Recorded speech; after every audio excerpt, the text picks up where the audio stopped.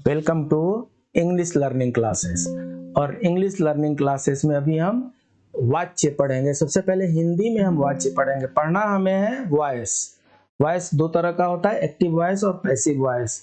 Voice क्या होता है, क्यों होता है, इसका चेंज क्यों करते हैं, इसके समझने के लिए हमें वाच्य समझना जरूरी है। वाच्य हिंदी में होता है और इंग्लिश में वॉइस होता है। सो अभी हम वाच्य देखते हैं। क्रिया के जिस रूप से यह पता चले कि वाक्य में कर्ता, कर्म या भाव किसकी प्रधानता है, उसे वाच्य कहते हैं। ध्यान देने वाली बात है। जब भी कोई सेंटेंस हम पढ़ते हैं तो उसमें हमें ये इंडिकेशन मिलता है कि सेंटेंस में जो सेंटेंस फ्रेमर है वो किस चीज पर ज्यादा जोर देना चाहता है, कर्ता पे, कर्म पे या क्रिया पे। ये तीन चीजें वाक्य में मुख्य होती हैं। तो वो जो वाक्य जो है वो किस चीज पर मुख्य रूप से आपका ध्यान आकर्षित करना चाहता है, कर्ता पे, कर्म पे या क्रिया पे। और इसको जानने के लिए क्या करते हैं, हम वाच्य समझते हैं। वाच्य का संबंध वाक्य की क्रिया से होता है। वाच्य का संबंध वाक्य के क्रिया से होता है, वर्ब से होता है। पढ़ते हैं हम उसमें सब्जेक्ट, ऑब्जेक्ट, कर्म, कर्ता, कर्म और भाव समझते हैं हम। कर्ता, कर्म और भाव है किसके द्वारा समझते हैं, क्रिया के द्वारा समझते हैं। इसलिए वाच्य में जो कुछ भी परिवर्तन होगा क्रिया के द्वारा होगा। वाच्य में जो कुछ भी हम परिवर्तन करेंगे, वॉइस में जो कुछ भी बदलाव करेंगे वो क्रिया के द्वारा करेंगे। अभी हम ये देख लेते हैं कि वाच्य जो है तीन तरह का होता है, कर्तृवाच्य, कर्मवाच्य, भाववाच्य। हिंदी में और संस्कृत में तीन तरह के वाच्य होते हैं, कर्तृवाच्य, कर्मवाच्य, भाववाच्य। इंग्लिश में सिर्फ दो तरह के होते हैं, कर्तृवाच्य जिसको एक्टिव वॉइस कहते हैं, कर्मवाच्य जिसको पैसिव वॉइस कहते हैं। इंग्लिश में भाववाच्य जनरली नहीं होता है। सो कर्तृवाच्य क्या होता है, इसमें कर्ता की प्रधानता होती है। सेंटेंस में फोकस जो होता है वो कर्ता पे होता है। सकर्मक तथा अकर्मक दोनों प्रकार की क्रियाएं आती हैं इसमें। कर्तृवाच्य में सकर्मक क्रिया भी आ सकती है, अकर्मक क्रिया भी आ सकती है। क्यों? क्योंकि कर्ता की प्रधानता है। अगर कर्म की प्रधानता होती तब सिर्फ और सिर्फ सकर्मक क्रिया आती, लेकिन जहां पर कर्ता की प्रधानता है तो सकर्मक, अकर्मक, ट्रांजिटिव, इंट्रांजिटिव दोनों आ सकते हैं। इसमें क्रिया कर्ता के अनुसार प्रयुक्त होती है। चूंकि कर्ता की प्रधानता है इसलिए क्रिया जो है वो कर्ता के अनुसार चलेगी। कर्ता का लिंग, वचन, पुरुष ही क्रिया का लिंग, वचन, पुरुष होगा। समझ में आ गया? जनरल सेंटेंस जो होते हैं वो कर्तृवाच्य में ही होते हैं। और वो sentence dominate that sentence is dominated by subject and verb of that sentence is dominated by the gender, number and person of that subject.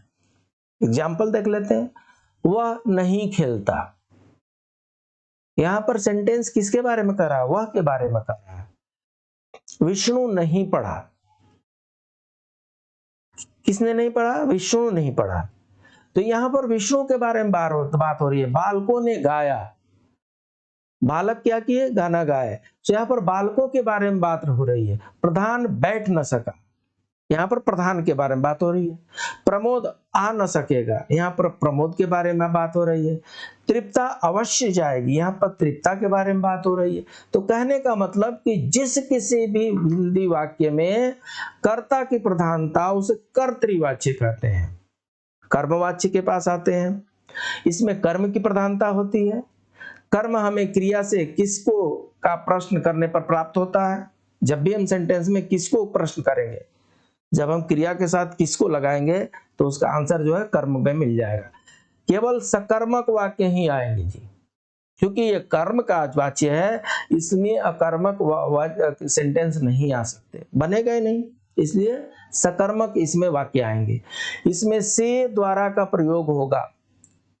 कर्मवाच्य में जितने भी सेंटेंस होंगे उसमें या तो आपको से या द्वारा क्लियरली दिखा हुआ दिखाएगा, और नहीं तो उसका मीनिंग उसमें हिडन होगा, जिसका मीनिंग होता होगा से चाहे के द्वारा। इसमें क्रिया कर्म के अनुसार होती है, यानी जो कर्म का पुरुष होगा, लिंग होगा, वचन होगा, वही क्रिया का भी होगा। एक से अधिक क्रियापद इसकी पहचान रूप में देखे जा सकते। कार्यालय भाषा का प्रयोग प्रायः कर्मवाच्य में ही होता है। Very very important. जितने लोग गवर्नमेंट ऑफिस में काम करते हैं, किसी भी ऑफिस में काम करते हैं, जितने लोग एडमिनिस्ट्रेटिव जॉब में काम करते हैं, लेटर वगैरह साइन करते हैं, लेटर बनाते हैं, उनको ये ध्यान रखना है, जितने ऑफिशियल लेटर बनते हैं वो कर्मवाच्य में बनते हैं, पैसिव वॉइस में बनते हैं। क्यों? क्योंकि वहां पर आदमी की प्रधानता नहीं है, वहां पर कर्म की प्रधानता है। आदमी बदलते रहेंगे, ड्यूटी वही रहेगी। सो इसलिए जब भी ऑफिशियल लैंग्वेज में हम कुछ लेटर वगैरह बनाते हैं, उसको पैसिव वॉइस में बनाने का रिकमेंडेशन किया जाता है। अधिकार, अभिमान, अहम भाव को कर्मवाच्य में प्रकट किया जाता है। सूचना और व्यक्ति भी कर्मवाच्य में दिया जाता है। जैसे उससे नहीं खेला जाता। अब देखिए आप, उससे में एक तो से दिख रहा है, और नहीं तो इसको मैं समझूंगा कि उसके द्वारा नहीं खेला जाता। तो इसमें किसकी प्रधानता हो रही है? उसके द्वारा नहीं खेला जाता। पुनीता द्वारा नहीं नहाया जाता। विष्णु से नहीं पढ़ा गया। हमारे द्वारा खूब दौड़ा गया। तो यहां पर सब जगह कर्म की प्रधानता हो रही है, और जहां कर्म नहीं है वहां कर्ता को कर्म बनाया जाता है। कर्ता को कर्म बनाया जाता है। जहां तक बात ध्यान रखने वाली, नोट करने वाली है, कर्मवाच्य और भाववाच्य दोनों में से ऑब्लिक द्वारा का प्रयोग होता है, परंतु कर्मवाच्य में वाक्य सकर्मक ही आएगा और भाववाच्य में अकर्मक। इसलिए से द्वारा के प्रयोग में भ्रम में न रहे। कहने का मतलब यह है कि कर्तृवाच्य में अकर्मक सकर्मक दोनों हो सकता है, क्रियाएं हो सकती हैं। कर्मवाच्य में सकर्मक क्रिया ही होगी और भाववाच्य में अकर्मक क्रिया होगी। ठीक है जी।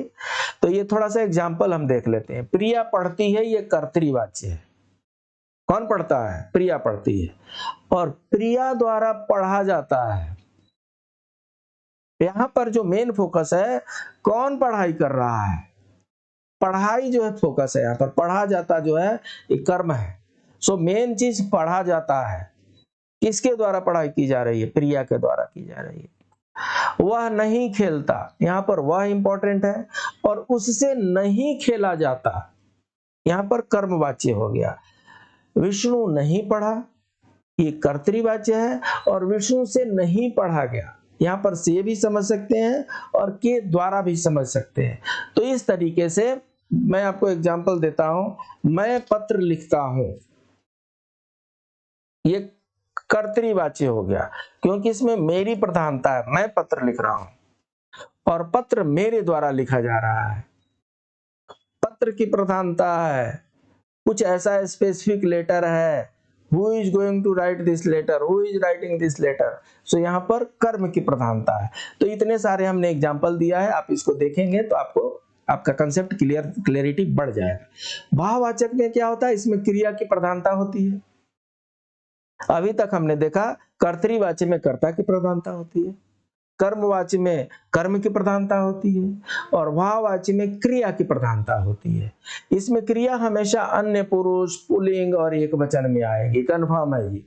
भाववाच्य अगर है तो क्रिया जो होगी वो अन्य पुरुष, पुल्लिंग और एकवचन में आएगी। केवल अकर्मक वाक्य इसमें आएंगे, इसमें सकर्मक वाक्य नहीं आएंगे।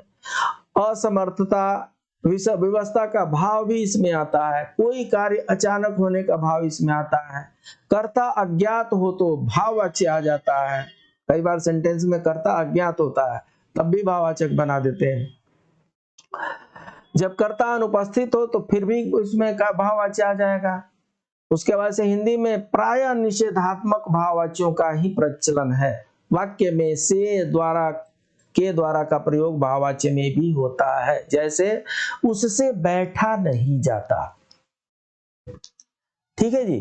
तो यहाँ पर जो बैठा नहीं जाता है, यहाँ पर कोई आप देखेंगे, एक तो इसमें कर्म, बिल्कुल कर्म कारक, इसमें कर्म है ही नहीं, ये अकर्मक क्रिया है। सुमन से पढ़ा नहीं जाता, पढ़ाई की प्रधानता हो रही है, हिरन से दौड़ा नहीं जाता, दौड़ने की प्रधानता हो रही है, उससे लिखा नहीं गया, लिखने की प्रधानता हो रही है, उससे सोया नहीं गया, सोने की प्रधानता हो रही है, मुझसे देखा नहीं जाएगा, देखे जाने की प्रधानता हो रही है।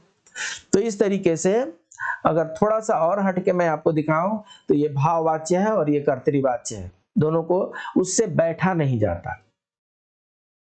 क्योंकि यहां पर अकर्मक क्रिया है।